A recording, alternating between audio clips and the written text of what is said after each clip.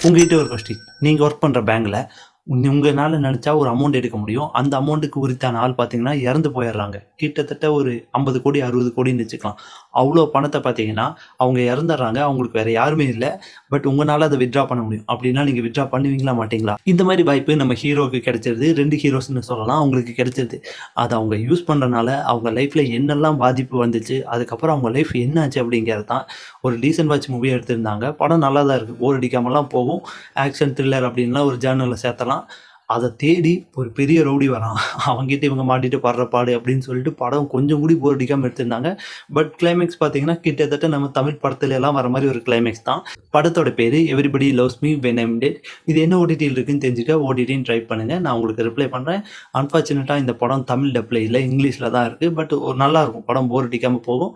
உங்களுக்கு English subtitle எல்லாம் படம் பார்க்க பிடிக்கும் அப்படின்னா, இந்த படத்த மிஸ் பண்ணாம பார்க்கலாம். ஆல்ரெடி பார்த்திருந்தா புடிச்சதா இல்லையாங்கிறத கமெண்ட் செக்ஷன்ல சொல்லுங்க.